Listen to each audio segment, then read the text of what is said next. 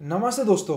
Stock market में जब हम स्टार्ट करते हैं तो काफ़ी सारे सवाल आते हैं। क्या है स्टॉक मार्केट, क्या है शेयर, क्या होता है लिस्टिंग, स्टॉक प्राइसेस मूव क्यों होते हैं, इनमें किस तरीके से ट्रेड करना चाहिए, क्या क्या अलग अलग तरीके के एनालिसिस होते हैं और किस किस तरीके से स्टॉक मार्केट में पैसा कमाया जाता है। ये सारे क्वेश्चंस जब आप स्टॉक मार्केट में स्टार्ट करते हैं आपके दिमाग में ज़रूर आते हैं और यही इस वीडियो का ओवरऑल पर्पस है। ये वीडियो थोड़ा लंबा होने वाला है क्योंकि ये वीडियो बहुत इन डेप्थ है जिसमें हम बहुत सारी चीज़ें बेसिक टू एडवांस लेवल की कवर करने वाले हैं। इसलिए आप अपनी नोटपैड को ज़रूर ले लीजिएगा और एक पेन को भी ज़रूर ले लीजिएगा। साथ में नोट्स बनाइएगा दोस्तों ज़रूर, क्योंकि काफ़ी सारी लर्निंग आपको आज मिलने वाली है इस वीडियो से। चैनल को सब्सक्राइब नहीं करा है तो सब्सक्राइब कर दीजिए और बेल आइकॉन भी दबा दीजिए। अब हम स्टार्ट करते हैं stock market basics to advance episode number 1। Stock market, अब आप इसके बारे में अगर थोड़ा दोनों को अलग अलग देखेंगे तो आपको काफी सिमिलैरिटी मिलेगी किसी भी मार्केट से।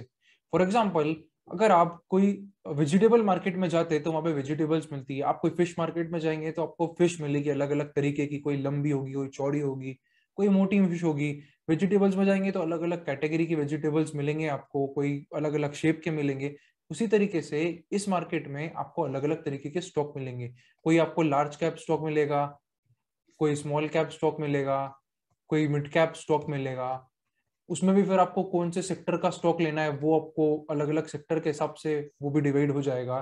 तो ये एक ऐसा मार्केट है यहाँ जहाँ बहुत बहुत वेराइटी ऑफ स्टॉक्स ट्रेड होते हैं। अब जब मैं बोल रहा हूँ ट्रेड होते हैं, इसका मतलब क्या है समझिए। अपने आप को इमेजिन करिए कि आप एक वेजिटेबल वेंडर है, ठीक है। अब आपको अपनी वेजिटेबल्स बेचनी है तो आप कहाँ पे जाने की कोशिश करेंगे? एक वेजिटेबल मार्केट में, जहाँ पे बहुत सारे लोग आते हैं वेजिटेबल्स खरीदने। आपने यूजुअली अपने सिटीज में देखा होगा कोई ना कोई वेजिटेबल मार्केट, सब्जी बाजार जरूर होता है जहाँ पे ढेर सारी सब्जियां मिलेगी, बहुत सारे ठेले होते हैं, बहुत सारी रश होगा, चलने चलने की भी आपको जगह बहुत मुश्किल से मिलती है ऐसे मार्केट में। तो अगर आपको बेचना है वेजिटेबल और बड़ा बिजनेस करना है तो आप क्या सोचेंगे कि यार मैं वेजिटेबल मार्केट में जाता हूँ। उसके फायदे क्या आपको मिलेंगे? सबसे पहला फायदा मिलेगा कि आपको विजिबिलिटी मिलेगी। आपको लोगों के पास नहीं जाना पड़ेगा, लोग आपके पास आएंगे आपकी सब्जी देखने और खरीदने। सेकंड, आपके ओवरऑल रेवेन्यूज बढ़ेंगे, क्योंकि ज्यादा लोग आएंगे तो ज्यादा माल बिकेगा, ज्यादा लोगों को पता पड़ेगा, ज्यादा लोग रेफर भी करेंगे कि यार वो सब्जी वाला ठेला वहां बैठता है, उससे आप ये वाली सब्जी लेके आना। अब देखिए, मेजरली कोई भी अगर स्टॉक होता है ना, समझना यहाँ पे, आप कोई स्टॉक होता है तो वो लिस्ट क्यों होता है? लिस्ट यानी कि जैसे कि आपका वेजिटेबल मार्केट या आपका फिश मार्केट भी अपन बोल ले अगर, तो कोई भी तरीके के जो मार्केट होते हैं ना, इसमें कोई एसोसिएशन होती है। जैसे कि आपको फिश मार्केट एसोसिएशन मिलेगी, वेजिटेबल मार्केट एसोसिएशन मिलेगी। आप समझिए ये एसोसिएशन करती क्या है? ये एसोसिएशन ये चीज देखती है कि ओवरऑल सब कुछ ठीक चल रहा है कि नहीं, कोई फ्रॉड तो नहीं कर रहा है, कोई गड़बड़ तो नहीं कर रहा है, सब रूल्स फॉलो कर रहे हैं कि नहीं कर रहे। तो मेरे को या किसी को भी अगर आपको ऐसी कुछ मार्केट में जगह लेनी है और वहां पे काम करना है तो आप सबसे पहले एसोसिएशन के पास जाएंगे, आप उनको बताएंगे कि मैं ये तरीके की सब्जी करूंगा, बेचूंगा, इतने का ओवरऑल सेल्स कर दूंगा, मेरे को इतनी जगह की जरूरत पड़ेगी। उसी तरीके से जब आपको कोई स्टॉक लिस्ट कराना होता है, या आप ऐसा समझिए कि स्टॉक मार्केट का ओवरऑल जो एसोसिएशन है एक तरीके से, वो होता है एनएससी और बीएससी। यानी कि ये दो एक्सचेंजेस है, ठीक है। तो हम एनएससी और बीएससी क्या होता है इसकी भी हम बात बाद में करेंगे डिटेल में। सबसे पहले हम समझते हैं कि कोई भी स्टॉक को अगर लिस्ट होना होता है, उसको विजिबिलिटी चाहिए होती है, उसको फंडिंग रेज करनी है अगर पब्लिक से, तो वो जाएगा एनएससी और बीएससी के पास। एनएससी के पास जाएगा, बोलेगा मेरे को इतने 1,000 करोड़ का आईपीओ लेके आना है, मेरे को 4,000 करोड़ का आईपीओ लेके आना है, मुझको लिस्ट होना है। तो एनएससी बोलेगा कि ठीक है, आपके फाइनेंशियल्स बताओ, आपके ओवरऑल क्या, आपका ओवरऑल फंड रेजिंग का प्लान क्या है, आप ये सबका डॉक्यूमेंटेशन करो, आप इन्वेस्टर्स को इसके बारे में बताओ। और फिर अगर इन्वेस्टर एग्री होता है, ओवरऑल अगर आपको उस तरीके के सब्सक्रिप्शंस मिलते हैं और आप अगर हमारे बाकी सारे रूल्स रेगुलेशंस फॉलो कर रहे हैं, क्योंकि अब हर कोई तो ऐसे जाके लिस्ट नहीं हो जाएगा ना, मतलब कोई छोटा सा भी आदमी जाएगा ऐसी एनएससी पे मेरे को कंपनी लिस्ट करना है तो ऐसी आपकी कंपनी लिस्ट नहीं होगी दोस्तों। आपको कुछ सेट ऑफ रूल्स है, रेगुलेशन है एनएससी के, बीएससी के। अगर वो रूल्स रेगुलेशन आप फिट कर देते हो तो आप उधर लिस्ट करा सकते हो, ठीक है। तो उस तरीके से एक एक कंपनियां ऐसे लिस्ट होती गई इन एक्सचेंजेस पे। और ये दो ही एक्सचेंजेस है इंडिया में जो अब बचे हुए हैं। पहले अगर आप देखेंगे तो बहुत सारे स्टेट लेवल के एसोसिएशंस भी होते थे, जैसे मध्य प्रदेश का अलग, वेस्ट बंगाल का अलग, आंध्र प्रदेश का अलग। अब ऐसा नहीं होता, ये सब जो स्टेट लेवल थे सब खत्म हो गए। अब ये 2 नेशनल लेवल के एक्सचेंजेस है, एनएससी और बीएससी। तो ये गवर्निंग बॉडी है एक तरीके से, आप समझ लीजिए हर एक स्टॉक के लिए। हर एक स्टॉक को यहाँ पे काफी सारी चीजें रिपोर्ट करनी पड़ती है, कुछ रूल्स रेगुलेशंस बनाए इन्होंने, सर्किट ब्रेकर्स बनाए कि 5% 10% ज्यादा हम वोलेटिलिटी भाव की जो होगी तो वो हम अलाउ नहीं करेंगे, हम रिस्ट्रिक्ट करेंगे। ऐसे बहुत सारे रेगुलेशंस है ओवरऑल जो एनएससी बीएससी बना के रखती है। अब ये रेगुलेशंस फुल करो, आप इनके एक्सचेंज, इनके प्लेटफॉर्म पे आके लिस्ट करो। लिस्ट होने से फायदा क्या होगा? लिस्ट होने से देखिए फायदा ये होता है, स्टॉक लिस्टिंग से आपको विजिबिलिटी मिलती है। मतलब आप मानिए आप दुनिया की टॉप, दुनिया की तो नहीं, हिंदुस्तान की टॉप 2000 कंपनीज में आपका नाम आ गया, आपको विजिबिलिटी मिलती है, बहुत सारे लोग आपको जानने लगेंगे। और हर किसी के लिए आईपीओ लाना और हर किसी के लिए लिस्ट होना एक इजी काम नहीं होता है, इसलिए अपने आप में ये बहुत बड़ी बात हो जाती है सोसाइटी में कि यार इनकी कंपनी तो लिस्टेड है, आपके पड़ोसी है और इनकी इतना मार्केट कैप चल रहा है। तो बहुत विजिबिलिटी होती है, एक ओवरऑल रेप्यूटेशन जो होती है वो यहाँ पे बिल्ड होती है, और इसीलिए कंपनियां आके इन एक्सचेंजेस पे लिस्ट हो जाती है। अब ऐसे ओवर द पीरियड एक कंपनी आई, 2 कंपनी आई, 3 कंपनी आई, ऐसे आते आते आते आते और ढेर सारी कंपनियां हो गई है। आज आप देखेंगे तो 2000 से भी ज्यादा कंपनीज है जो कि एक्टिवली ट्रेड हो रही है, जिनमें कुछ ना कुछ ट्रेडिंग रोज होती रहती है एनएससी पे। तो इसलिए इसका नाम स्टॉक मार्केट हो गया, क्योंकि यहाँ पे 2000 स्टॉक मिलते हैं, आप ऐसा समझ लीजिए। और इन 2000 में से अब आपको क्या खरीदना है वो नेक्स्ट क्वेश्चन होता है। तो उम्मीद करता हूं अभी तक आपको स्टॉक मार्केट क्या होता है ये समझ में आ गया होगा। एक मार्केट है सिंपली जिसमें बहुत सारे स्टॉक्स होते हैं। वो स्टॉक्स आते कहां से? वो सब बीएससी और एनएससी पे लिस्ट होते हैं, जिनके क्राइटेरियाज होते हैं, और आप वो क्राइटेरिया फुलफिल करिए, लिस्ट करिए, आईपीओ लेके आइए और विजिबिलिटी बढ़ाइए, अपनी रेप्यूटेशन बढ़ाइए और इस पर लिस्ट हो जाइए। अब लिस्ट हो गया कोई स्टॉक फॉर एग्जांपल आज, उसके बाद क्या होता है? उसके बाद लोग करते हैं इस पे एनालिसिस। अभी मैं स्क्रीन क्लियर कर देता हूं एक बार। एक बार स्टॉक जो है वो लिस्ट हो गया, तो इसके बाद लोग क्या करते हैं? इस पे एनालिसिस करते हैं। क्यों करते हैं? क्योंकि आईपीओ तो आ गया, अब लिस्ट भी हो गई, अब सबके पास मार्केट में शेयर है। फॉर एग्जाम्पल लिस्टिंग के टाइम 100% जो शेयर्स थे वो प्रोमोटर के पास थे। दोस्तों शेयर्स क्या होते हैं? शेयर सिंपली होता है ओनरशिप। शेयर का मतलब होता है ओनरशिप, स्टॉक का मतलब होता है ओनरशिप। मतलब कि अगर कोई कंपनी के 1 लाख शेयर है और उसमें से आपके पास 10,000 शेयर है, यानी कि आप 10% ओनर हो गए उस कंपनी के। ठीक है, अगर आपके पास 1,000 शेयर है तो आप 1% ओनर हो गए उस कंपनी के। That simple as that. आपका ओनरशिप में एक हिस्सा बताता है स्टॉक्स, जिसको इक्विटीज भी बोलते हैं। तो अब जब आईपीओ आएगा तो ये प्रमोटर 100% जो उसके पास है, इसमें से कुछ पार्ट पब्लिक को दे देगा, फॉर एग्जाम्पल 30%, और इसके अगेंस्ट में पब्लिक से पैसे ले लेगा। फॉर एग्जाम्पल ये आईपीओ 7,000 करोड़ का आया, तो 7,000 करोड़ का इसने सेल कर दिया, ये पब्लिक है, और पब्लिक को अपना शेयर दे दिया 7,000 करोड़ का, और इधर से पब्लिक ने इनको रुपए दे दिए। तो एक साइड तो गया शेयर, एक साइड गए सारे शेयर्स और एक साइड आए कंपनी के प्रमोटर्स के पास या कंपनी के पास रुपए। तो इस तरीके से लिस्टिंग हो जाती है। अब होने के बाद ये सब करते हैं एनालिसिस। एनालिसिस क्यों करेंगे? उसका सिंपल रीजन है कि कंपनी की वैल्यू क्या है, कंपनी का फ्यूचर क्या है। अब लोग उसका वैल्यू निकालने की लगते हैं। फॉर एग्जाम्पल अगर आज 100 रुपए की है तो उसका वैल्यू निकालने की कोशिश करेंगे कि ये पे 100 रुपए की नहीं, मेरे को 120 रुपए की लगती है वैल्यू है। तो यहाँ पे उनका ऑब्जेक्टिव रहेगा कि स्टॉक जो है वो 20% यहाँ से बढ़ सकता है।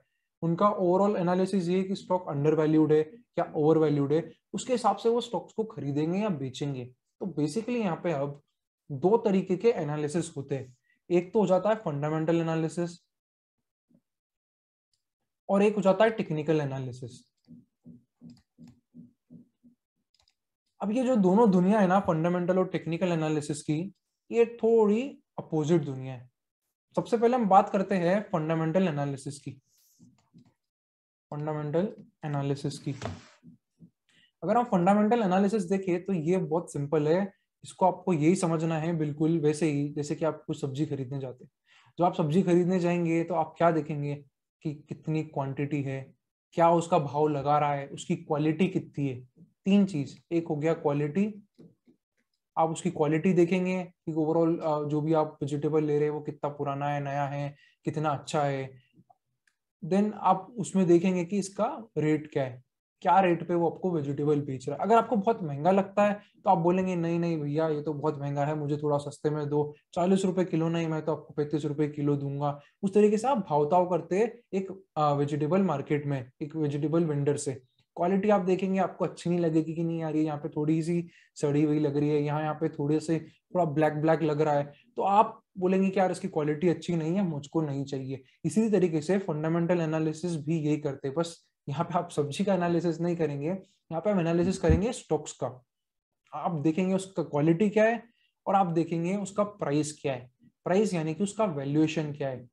ठीक है, ये दो चीज बेसिकली देखने की होती है अगर आप फंडामेंटल एनालिसिस कर रहे हैं। अब जो क्वालिटी हो गया और वैल्यूएशन हो गया, इसमें बहुत वेराइटी ऑफ चीजें अंदर और आ जाती है।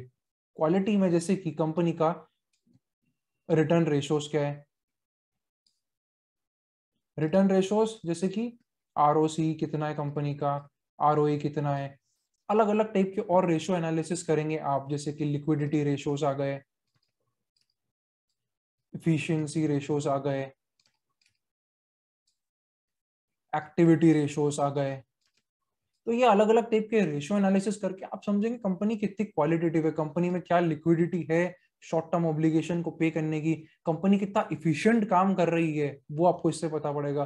कंपनी के एक्टिविटी रेशियो देखेंगे कि इन्वेंट्री कितनी तेजी से जा रहा है, जो डेटा है वो कितने टाइम में हमको पेमेंट कर रहा है। तो बहुत अलग अलग पैरामीटर से आप हर एंगल से कंपनी को एनालाइज करने की कोशिश करते हैं, उसकी क्वालिटी डिटरमाइन करने की कोशिश करते हैं। आपने उसकी क्वालिटी जो डिटरमाइन कर ली, दूसरी चीज आती है वैल्यूएशन। आपको क्वालिटी सही लगी कि यार ओवरऑल कंपनी के डेटा डेज है वो अच्छे जा रहे हैं, कंपनी इन्वेंटरी भी अच्छे से रोटेट कर रही है, कंपनी का फिक्स एसेट्स भी अच्छे से टर्नओवर दे रहे हैं।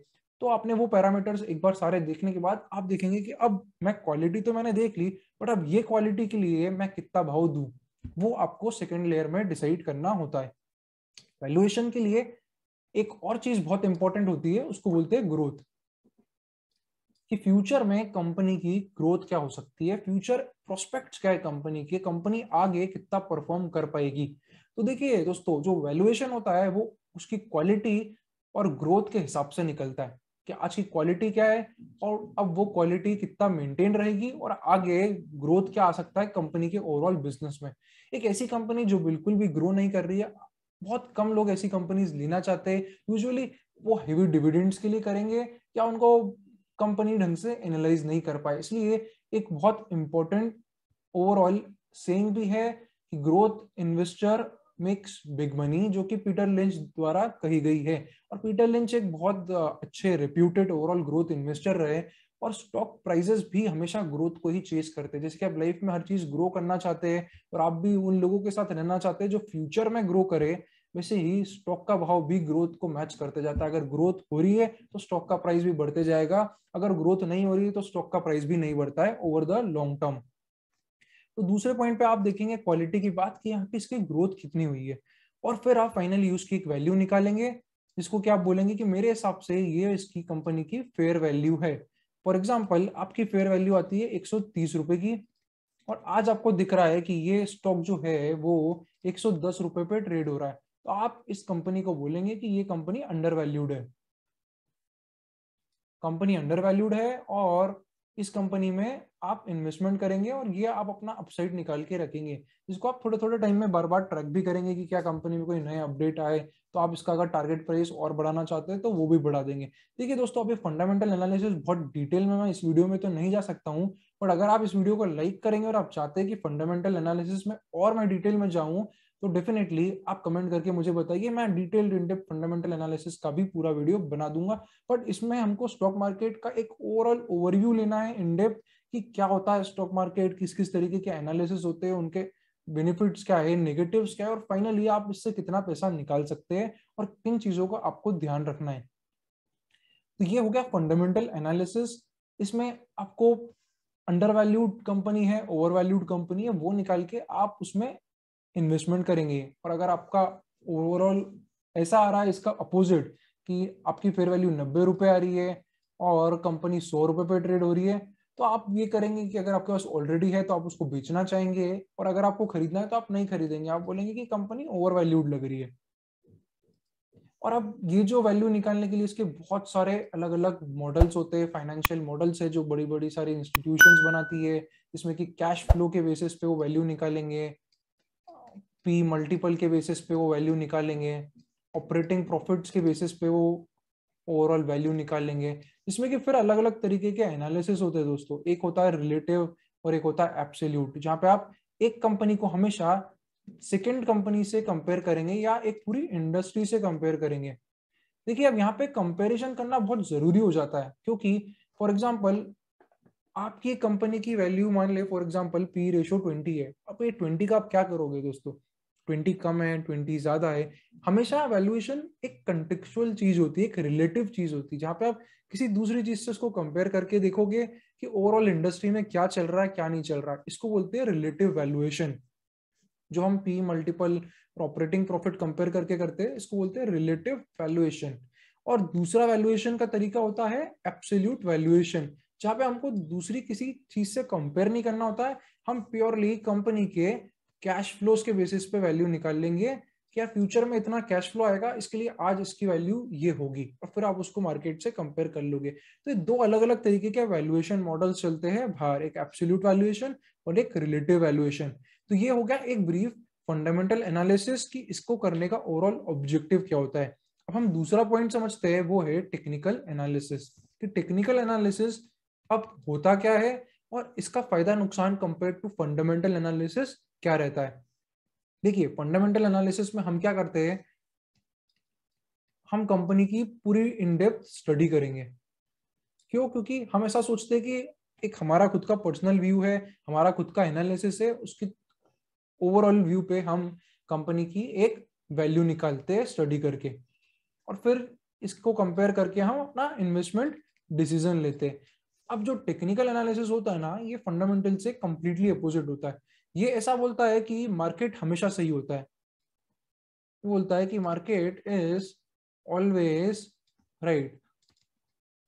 इसको ध्यान से समझिएगा, क्योंकि टेक्निकल एनालिसिस बहुत सारे लोग बहुत मिस इंटरप्रेट करते हैं और उनको समझ नहीं आता, इसलिए मैं टेक्निकल एनालिसिस में थोड़ा ज्यादा डीप जाना चाहूंगा। टेक्निकल एनालिसिस बोलता है कि मार्केट इज ऑलवेज राइट, यानी कि आज का जो ये आपको भाव दिख रहा है ये भाव सही है। कोई भी शेयर का आप भाव देखेंगे तो वो ऐसा बोल रहा है कि अभी जो भी ये भाव है इसमें सारी चीजें रिफ्लेक्ट हो रही है। ठीक है, अब आपको ये समझना पड़ेगा कि यहाँ पे अपन कोई वैल्यू नहीं निकालते कंपनी की, हम मार्केट हमको क्या बता रहा है उसके हिसाब से अपने डिसीजंस लेते हैं।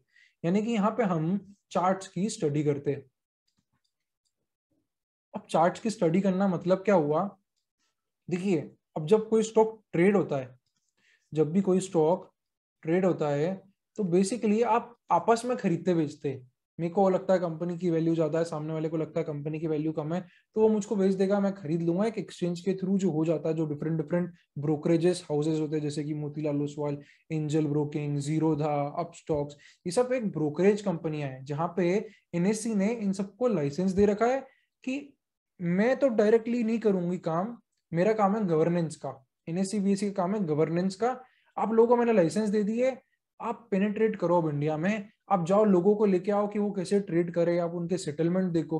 तो ओवरऑल लेवल पे एनएससी बीएससी देखेगी, बट फिर उन्होंने बोला कि यार हम इतनी बड़ी जनता को अकेले मैनेज नहीं कर सकते, हमको पार्टनर्स चाहिए। आप उसको ऐसा समझिए कि उनको पार्टनर्स चाहिए, इसलिए उन्होंने लाइसेंस निकाले और लाइसेंस इन अलग अलग एंटिटीज को दे दिए। किसी को भी लाइसेंस चाहिए तो वो अप्लाई कर सकता है एनएससी पे ब्रोकरेज का लाइसेंस के लिए। तो अलग अलग जगह को अलग अलग लोगों को लाइसेंस दे दी, जो कि आगे फर्दर फैसिलिटेट करते हैं आपको एनएससी पे ट्रेड करने के लिए, बीएससी पे ट्रेड करने के लिए। तो दोस्तों ये होता है ब्रोकरेज। ठीक है, जब आप ट्रेड कर रहे हैं तो लोग आपस में ट्रेड करते हैं एक दूसरे से, क्योंकि एक बार जो लिस्ट हो गए शेयर तो वो तो लिस्ट हो गए। अगर फॉर एग्जाम्पल 10,000 शेयर लिस्ट हुए तो वो 10,000 ही रहते हैं, ऐसा नहीं कि आप उसको खरीद रहे या बेच रहे तो वो कम ज्यादा हो गए। आपस में सब एक दूसरे से ट्रेड करते रहते हैं on a day to day basis.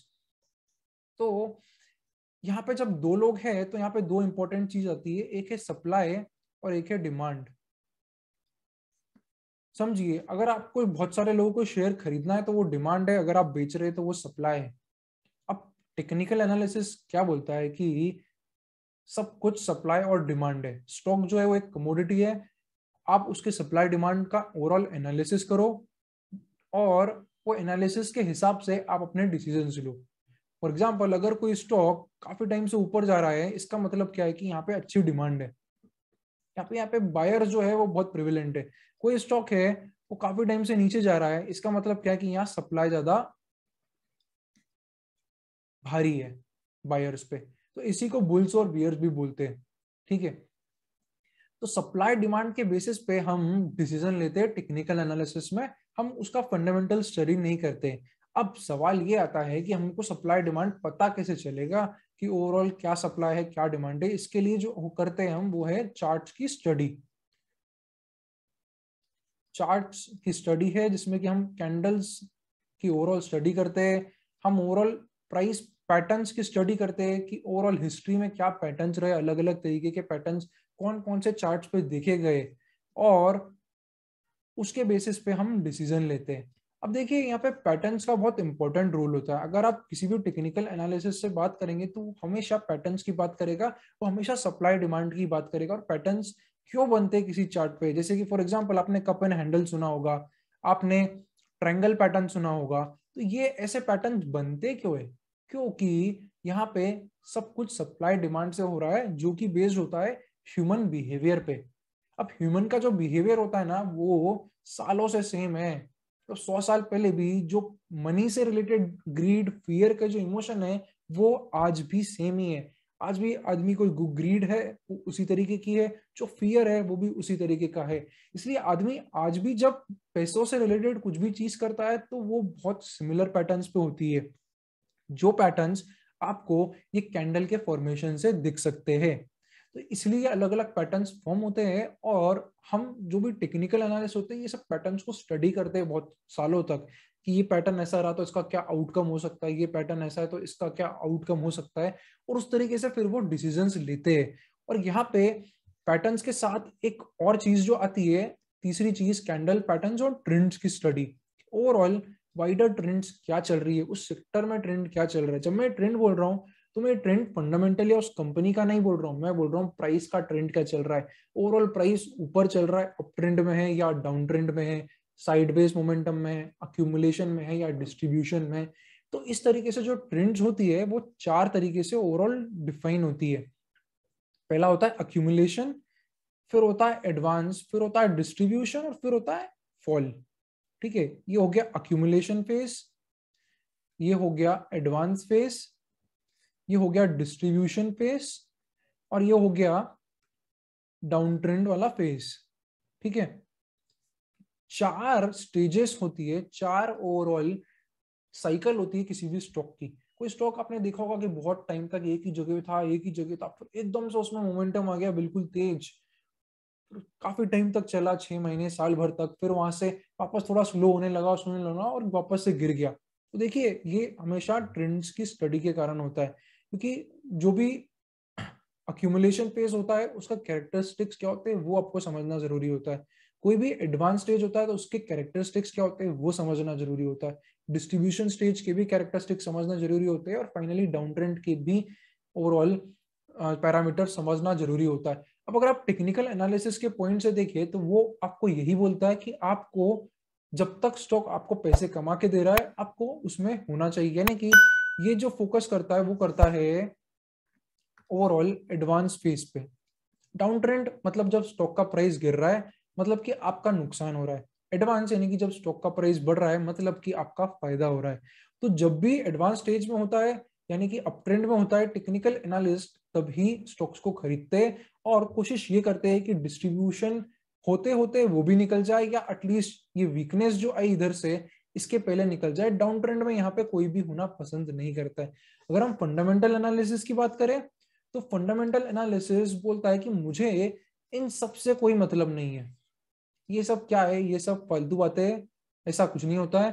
Company की वैल्यू फाइनली देखो कि क्या है, और बस वो वैल्यू के हिसाब से इन्वेस्टेड रहो या तो स्टॉक में, और लग रहा है कि अगर वैल्यू बहुत ज्यादा हो गई है, ओवर वैल्यूड है, तो स्टॉक को एग्जिट कर दो और बाहर हो जाओ। ये सब चार्ट पैटर्न कैंडल्स ये सब फालतू बातें हैं। आखिरी में तो कंपनी क्या है, कंपनी कैसी है, सब कुछ उसी से डिराइव होता है। तो ये दो अलग अलग तरीके की स्टडीज है। अब हर एक के कुछ फायदे होते हैं और कुछ नुकसान होते हैं, तो हम क्विकली फायदे और नुकसान भी देख लेते हैं। एक तरफ है हमारे टेक्निकल एनालिसिस और एक तरफ है फंडामेंटल एनालिसिस।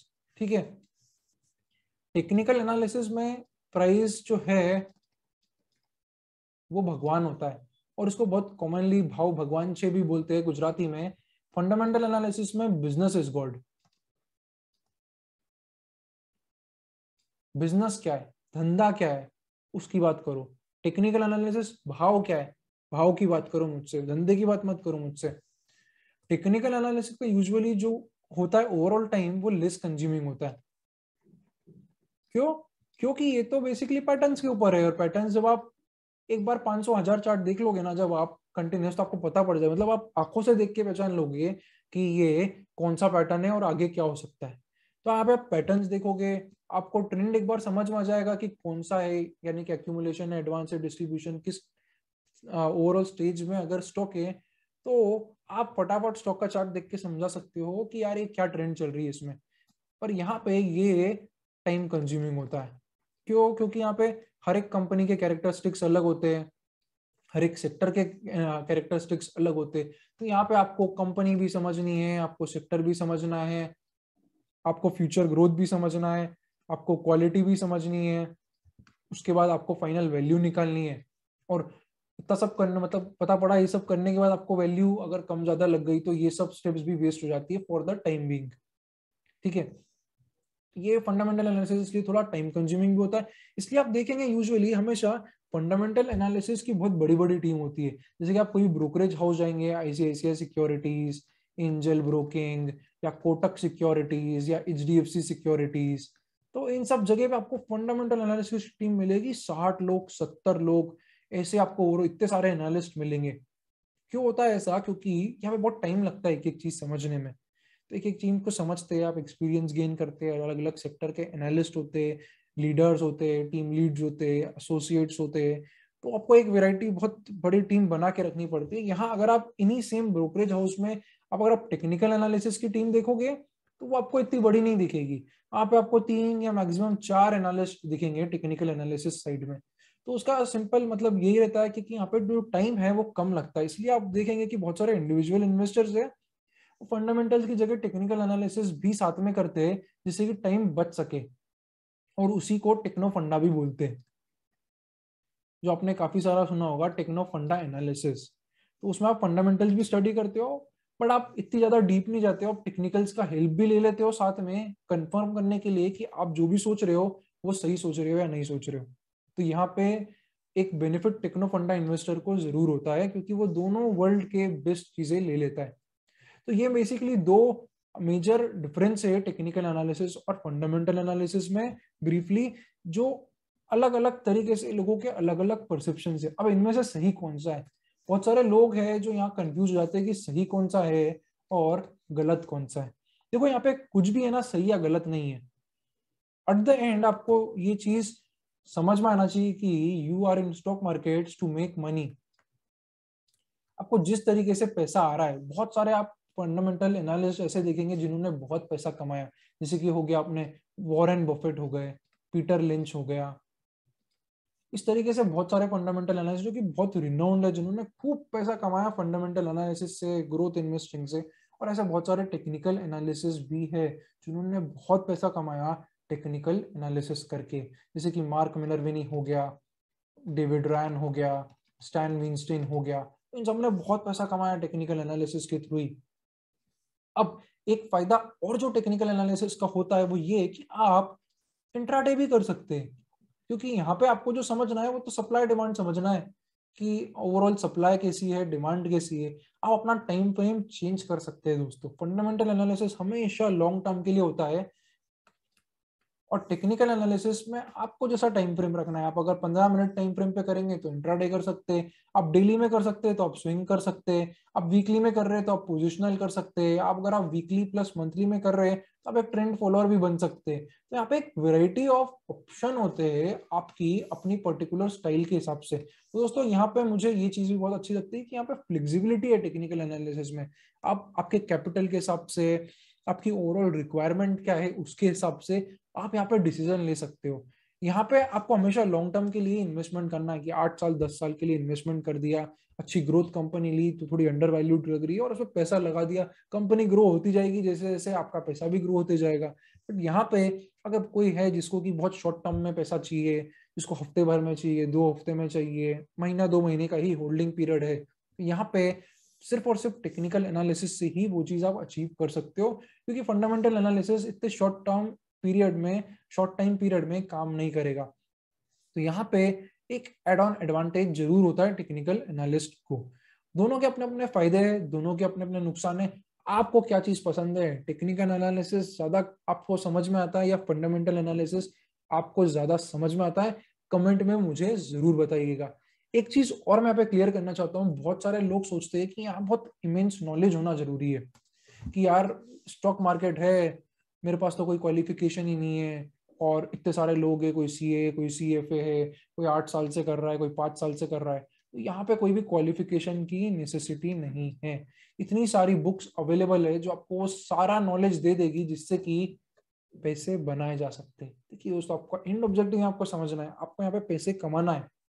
पैसे कमाने के लिए यहाँ पे क्वालिफिकेशन की जरूरत नहीं है, आपको आना चाहिए कि कैसे पैसे कमाना है, और वो सीखा जा सकता है। इसके लिए काफी सारी बुक्स अवेलेबल है, आप बुक्स को पढ़िए, फ्री में इतना नॉलेज अवेलेबल है, आप वो लीजिए। मेरे खुद के 100 से ऊपर वीडियोस हो गए यूट्यूब पे, आप वो भी जाके देख सकते हो, आपको उससे भी कुछ ना कुछ अच्छी लर्निंग मिलेगी। तो क्वालिफिकेशन की यहाँ कोई जरूरत नहीं है। बहुत सारे ऐसे एनालिस्ट है जो कि विदाउट क्वालिफिकेशन उन्होंने करोड़ों कमाए। इसलिए यहाँ पे आप इस चीज में बिल्कुल मत उलझिएगा कि मेरे पास क्वालिफिकेशन नहीं, मैं पहले क्वालिफिकेशन ले लूं फिर करता हूँ। देखिए दोस्तों, क्वालिफिकेशन अच्छी जरूर होती है, अगर आप ले सकते हैं तो डेफिनेटली उससे अच्छा कुछ नहीं है, और लॉन्ग टर्म में हेल्प ही करता है। बट अगर नहीं भी लिया है तो ऐसा नहीं कि इसमें आप सक्सेसफुल नहीं हो सकते हो। जैसा कि बहुत पॉपुलर सेइंग है कि overall investing is more of logical than of theory. Theory में जो आपने करा करा, बट आपके लॉजिक्स कैसे है, अगर आप एक लॉजिकल पर्सन है, थोड़ा बहुत सोचते हैं इधर उधर, आप में क्यूरोसिटी है, तो फंडामेंटल एनालिसिस आप बहुत अच्छे से कर सकते हैं। अच्छा, उसमें आप पैसा भी कमा सकते हैं। अगर आपके पास ओवरऑल पैटर्न समझने की ओवरऑल इच्छा है, आपको चार्ट समझने में अच्छा लगता है, इंटरेस्टिंग लगता है कि किस तरीके से इतने सारे लोग क्या सोच रहे हैं किसी स्टॉक के बारे में, जिसके बेसिस पे चार्ट बन रहा है, तो वहां टेक्निकल एनालिसिस यूज हो जाता है।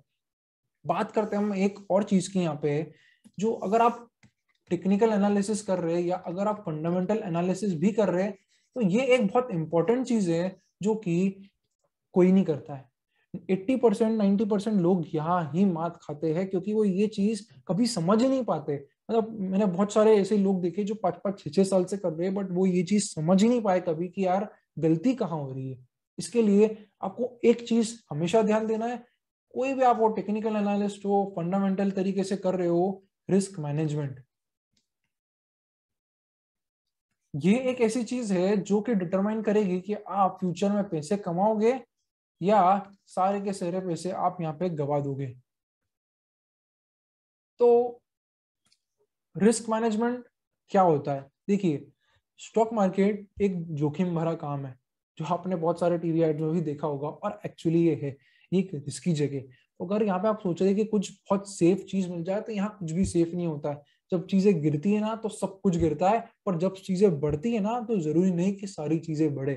बहुत सारे स्टॉक आपने ऐसे देखे होंगे, जैसे कि रिसेंटली में आईटीसी 1.5 साल से अपना ओवरऑल निफ्टी डबल हो गया, बट आईटीसी में कुछ नहीं हुआ। पर जब गिरा था तो आईटीसी भी गिरा था। तो गिरने में सब गिरते हैं और बढ़ने में सब नहीं बढ़ते। ये चीज आपके दिमाग में अच्छे से फिट हो जानी चाहिए। ठीक है, अब रिस्क मैनेजमेंट क्यों जरूरी है हम ये समझते हैं, और फिर इसको कैसे करना है ये भी मैं आपको आज ही बताऊंगा, इसी वीडियो में बताऊंगा। तो वीडियो को लाइक जरूर कर दीजिए अगर आपको अच्छा लग रहा है, तो चैनल को भी सब्सक्राइब कर दीजिए अगर आपने नहीं करा है तो, क्योंकि ये हमारी सीरीज का पहला वीडियो है। अगर आप सपोर्ट करते रहेंगे तो मैं आगे और भी वीडियोस बनाऊंगा, इस तरीके के बेसिक से एडवांस लेवल तक के सब कुछ आपको बताऊंगा। रिस्क मैनेजमेंट क्यों करना जरूरी है, वाई? देखो, इसमें दो मेजर तरीके की रिस्क है। एक रिस्क जो कि कंट्रोल करी जा सकती है, और एक जो आपके कंट्रोल में नहीं होती है। ठीक है, अब कौन कौन सी रिस्क है जो आप कंट्रोल कर सकते हैं, जैसे कि कितना पैसा किस स्टॉक में लगाना है, ये भी एक रिस्क मैनेजमेंट का पार्ट है। मतलब अगर आप एक दो ही स्टॉक खरीदते हैं, 80-80% किसी एक स्टॉक में लगा देते हैं। प्रॉब्लम समझिए कि क्या हो सकता है कि कंपनी लेवल पे कुछ भी चीज हो सकती है। अगर आप कंपनी स्पेसिफिक रिस्क की बात करें तो बहुत सारी ऐसी चीजें जिसमें आप कुछ नहीं कर सकते। जैसे कि कंपनी में फॉर एग्जांपल प्रमोटर की डेथ हो गई, सडनली हार्ट अटैक आ गया रात में, क्या करेंगे? अगले दिन आपको स्टॉक प्राइस अच्छा डीप डाउन मिलेगा, आपके हाथ में नहीं है। फैक्ट्री में फायर लग जाती है तो क्या करेंगे? इनकम टैक्स की रेड लग जाती है, आपके हाथ में क्या है? मतलब आप क्या कर सकते हो? आप तो सो रहे हो, वहां रेट पड़ गई, अब क्या करोगे? कुछ नहीं कर सकते। कंपनी समझेगी, कंपनी करेगी, आपके हाथ में कुछ नहीं है इसमें। तो आईटी रेट पड़ गई, जीएसटी रेट पड़ गई, कोई मर्डर हो गया, समझो आप अगर फैक्ट्री में कोई मर्डर हो गया तो ये तो किसी के साथ कभी भी हो सकता है। तो आप इसमें कुछ नहीं कर सकते, बट आप इसको फिर भी कंट्रोल कर सकते हो। इसलिए मैं इसको कंट्रोल रिस्क में बोलूंगा। कैसे? क्योंकि आपको इसमें पोर्टफोलियो में कितना परसेंटेज लगाना है वो यहाँ पे समझना जरूरी होता है। जैसे कि अगर समझिए कि आपने एक ही स्टॉक में 80%, आपका पूरा कैपिटल का 80% लगाया है, और उसमें कुछ ऐसा हो जाता है कि आग लग गई सडनली, तो आपका पोर्टफोलियो हो सकता है अगले दिन 4-5% से पूरा गिर जाए। पर अगर आपने 5% ही लगाया है तो ठीक है, अगर ये गिर भी जाता है तो वापस कभी ना कभी तो ऊपर आएगा। ऐसा नहीं कि इन चीजों से ओवरऑल बिजनेस ही बंद हो जाएंगे, तो कभी ऊपर आएगा। तो आपके पास एक होल्डिंग कैपेसिटी बढ़ जाती है वहां पे, क्योंकि पैसा आपने अच्छा डाइवर्सिफाई करा है। तो रिस्क मैनेजमेंट का एक तरीका जो होता है वो होता है डाइवर्सिफिकेशन, जहाँ पे आप बहुत सारी कंपनी खरीदते हैं। मतलब बहुत सारी मतलब इतनी भी नहीं कि आप 60-70 कंपनियां खरीद लो, ये बिल्कुल गलत होता है। इस तरीके से आप क्या कर रहे हो? आप समझो ना, आप खुद ही एक म्यूचुअल फंड, अपना खुद का ही म्यूचुअल फंड बना लिया, तो वो मैं सजेस्ट नहीं करता हूँ। आप एक अच्छा पोर्टफोलियो, मतलब कम से कम 20 से लेके 40 के बीच का कहीं भी आप बनाते हो तो एक रीजनेबल डाइवर्सिफिकेशन प्रोवाइड करता है। और दूसरी रिस्क होती है जो कंट्रोल में नहीं होती है, जो डाइवर्सिफिकेशन से भी नहीं हो सकती। जैसे कि फॉर एग्जांपल आपने कंपनी लेवल रिस्क तो ओवरऑल एलोकेशन में एडजस्ट कर दिया कि कितना खरीदे, बट प्राइम मिनिस्टर की फॉर एग्जांपल कल डेथ हो गई तो आप क्या कर लोगे? अगर प्राइम मिनिस्टर की डेथ हो गई या कोई टेररिस्ट अटैक हो गया तो सब कुछ ही गिरेगा, आपकी कंपनी क्या, पूरा का पूरा मार्केट ही गिरेगा। और कोरोना वायरस जैसा कुछ आ गया तो आप क्या करेंगे? तो इन सब चीजों के लिए भी आपको प्रिपेयर होना पड़ता है, और यहाँ पे ही स्टॉप लॉस काम आता है। स्टॉप लॉस मतलब एक ऐसा लेवल जो आप एनालिसिस के बेस पर डिटरमाइन करेंगे कि जहां भैया कुछ भी हो जाए, मतलब कुछ भी, मतलब कुछ भी, मुझे तो निकलना ही है यहाँ से, मेरे को एग्जिट लेना ही लेना है, मेरा ट्रेड खत्म, मेरा इन्वेस्टमेंट यहाँ खत्म। इन्वेस्टमेंट अगर आप लॉन्ग टर्म कर रहे हैं तो ये हो सकता है बहुत नीचे हो लेवल, और अगर आप टेक्निकल एनालिसिस कर रहे हैं, ट्रेडिंग कर रहे हैं, तो आपके शॉर्ट टर्म, मीडियम टर्म और मोमेंटम, किस तरीके के आप ट्रेडर है, उसके हिसाब से फिर वो लेवल आप चार्ट पे जाकर डिसाइड कर सकते हैं। तो ये एक ऐसा पॉइंट होता है स्टॉप लॉस जहां आपको बाहर निकलना ही निकलना है। मतलब चाहे जो हो जाए आपको उधर बाहर निकलना ही निकलना है। इसलिए आप देखेंगे कि जितने भी अच्छे बड़े वेल नोन टेक्निकल एनालिस्ट है, वो सब ऐसे क्रैश के पहले ही बाहर हो जाते हैं। जैसे कि कोरोना वायरस का क्रैश हो गया, 2008 में रियल स्टेट क्रैश हो गया, 2000 में आईटी क्रैश हो गया। तो कभी भी है ना, ये डाउन ट्रेंड बिल्कुल बॉटम का इंतजार नहीं करते, वो उनके लेवल्स डिटरमाइंड होते हैं कि ये हमको अच्छा सपोर्ट लग रहा है, ये हमको अच्छा रेजिस्टेंस लग रहा है, और उस सपोर्ट और रेजिस्टेंस के बेसिस पे वो अपने एग्जिट डिसीजन ले लेंगे। तो रिस्क मैनेजमेंट का दो तरीके, डाइवर्सिफिकेशन और स्टॉप लॉस। अब यहाँ पे मैंने दो टर्म और यूज करी है, वो है सपोर्ट और रेजिस्टेंस। तो दोस्तों फटाफट से हम सपोर्ट और रेजिस्टेंस भी समझ लेते हैं। फॉर एग्जाम्पल ये एक स्टॉक का चार्ट है जहां पे प्राइस एक पर्टिकुलर लेवल है, इसको हम 140 रुपीज बोल देते हैं। यहाँ पे आया, फिर वापस ऐसे गया, फिर यहाँ पे आया, फिर स्टॉक थोड़ा टाइम ऐसे चला, फिर वापस यहाँ आया, और फिर फाइनली ये पिकअप करा और ऊपर बढ़ा। तो देखिए यहाँ पे आपको 3 टच पॉइंट मिलेंगे एक पर्टिकुलर प्राइस पे, इसको आप बोलेंगे सपोर्ट। सपोर्ट मतलब बहुत सिंपल है, प्राइस को यहाँ पे सपोर्ट मिल रहा है। आप किससे सपोर्ट मिल रहा है? सपोर्ट बायर्स का मिल रहा है। यहाँ बायर बैठे हैं, इसको सिंपली ऐसा समझो कि एक ऐसा लेवल जहाँ पे बायर्स बैठे, मतलब उनको उस भाव पे अगर मिल रहा है तो वो स्टॉक को खरीद लेते हैं। क्यों? क्योंकि उनको कंपनी हो सकता है अंडर वैल्यूड लग रही हो सकता है उनको लग रहा हो कि ये बहुत अच्छा भाव है कंपनी को खरीदने के लिए, लॉन्ग टर्म के लिए ऐड करने के लिए, तो उस भाव पे जैसी उनको दिखती है वो ले लेते हैं। इसको बोलते हैं सपोर्ट। अगर आप इसका उल्टा कर देंगे तो वो हो जाता है रेजिस्टेंस। एक ऐसा लेवल, इसको हम 160 ले लेते हैं। इसी चार्ट पे हम ऊपर के इस पे देख लेते हैं, जैसे कि ये और आपको यहाँ दिखेगा कि एक बार, दो बार, तीन बार, इसको हम बोलेंगे रेजिस्टेंस। क्यों? क्योंकि यहाँ पे सेलर्स बैठे, सेलर इंतजार कर रहे हैं कि यार मैं तो इस भाव पे प्रॉफिट बुक करूंगा, ये 160 है ना, 160 पे भेज दो, सिंपल। जब 160 दिखे स्टॉक को भेज दो, तो वो स्टॉक को भेज देते हैं, फिर यहाँ भेज देते हैं, फिर यहाँ भेज देते हैं। और एक पॉइंट ऐसा आता है सपोर्ट रेजिस्टेंस के बीच में, जहां पे कोई भी एक दोनों में से भारी होना जरूरी होता है, यानी कि या तो स्टॉक ऊपर जाएगा या स्टॉक नीचे आएगा, कभी तो दोनों में से एक जगह पे। तो वहीं पे है टेक्निकल एनालिसिस जाता है, उन्हीं पॉइंट्स को ब्रेकआउट भी बोलते हैं टेक्निकल टर्म्स में। ठीक है, तो आपको यहाँ ब्रेकआउट भी मैंने समझा दिया है कि जब भी कोई एक पर्टिकुलर सप्लाई या डिमांड में से भारी होना चालू हो जाए, यानी कि यहाँ तो इक्विलिब्रियम है, ऊपर नीचे चल रहा है ऐसा, और जब किसी भी एक साइड जैसे ही ये जाएगा तो वो ब्रेकआउट होगा, नीचे जाता है तो उसी को ही ब्रेक डाउन बोल देते हैं। तो ब्रेकआउट और ब्रेकडाउन भी यहाँ क्लियर है। अगर रेजिस्टेंस के ऊपर जा रहा है तो ब्रेकआउट हो गया, सपोर्ट को अगर नीचे जा रहा है तो ब्रेकडाउन हो गया। तो यहाँ पे बायर्स जो है वो भारी पड़ रहे, तो यहाँ पे सेलर्स है वो ओवरऑल भारी पड़ रहे। तो ये हो गया हमारा सपोर्ट और रेजिस्टेंस भी। तो दोस्तों काफी सारी चीजें हमने अभी तक कवर कर ली है। अगर आप ये वीडियो अभी तक देख रहे हैं पूरा, तो आपको काफी सारा नॉलेज स्टॉक मार्केट के बारे में मिल गया होगा। अब हम फाइनल चीज समझते हैं इस वीडियो की, वो ये कि आपको क्या करना चाहिए और आप इसमें कैसे पैसा कमा सकते हैं। देखिए, एक तरीका कोई भी हो, टेक्निकल फंडामेंटल, मुझे दोनों में से किसी में फर्क नहीं पड़ता है। आपको जहां से पैसा मिले, जो आपको ज्यादा समझ में आए, जो आपके टाइम फ्रेम को सूट हो, आपकी पर्सनालिटी को सूट हो। देखिए, यहाँ पे मैंने एक बहुत इंपॉर्टेंट चीज बोली है, पर्सनालिटी को सूट होना बहुत जरूरी है। मतलब समझिए कि अगर आपको बहुत ज्यादा, बहुत फटाफट है ना गुस्सा आ जाता है, अगर आप ऐसे पर्सन है, तो क्या होगा कि आप है ना, बहुत स्टॉक प्राइस में वोलेटिलिटी आएगी। आप अगर बहुत शॉर्ट टर्म में खेलोगे तो हो सकता है आपको बहुत जल्दी गुस्सा आए और उस गुस्से में आप कुछ ना कुछ गलत डिसीजन ले ले। तो यहाँ पे आपको अपनी पर्सनालिटी या तो सही करनी पड़ेगी, या आप अपनी पर्सनालिटी के हिसाब से फिर डिसीजन ले। अगर आप में बहुत पेशेंस है, तो ये फंडामेंटल एनालिसिस का एक बहुत अच्छा क्राइटेरिया है कि आप में बहुत अच्छा पेशेंस है, तो वहां पे आप उस तरीके से कर सकते हैं। अब काफी सारे ब्रोकरेजेस होते हैं जहां पे आप अपना डीमैट अकाउंट खोल सकते हैं।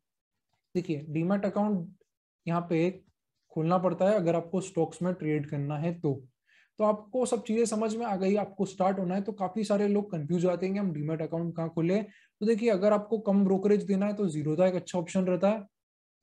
और अगर आपको एक फोन पे कोई पर्सन चाहिए कि आपको फोन कर दे और वो ऑर्डर आपका एग्जीक्यूट कर दे, अगर आप उस तरीके के हैं तो आप ट्रेडिशनल ब्रोकरेजेस के साथ भी जा सकते हैं। तो यहाँ पे दो तरीके की ब्रोकरेजेस होती है, एक होता है ट्रेडिशनल और एक होता है डिस्काउंटेड।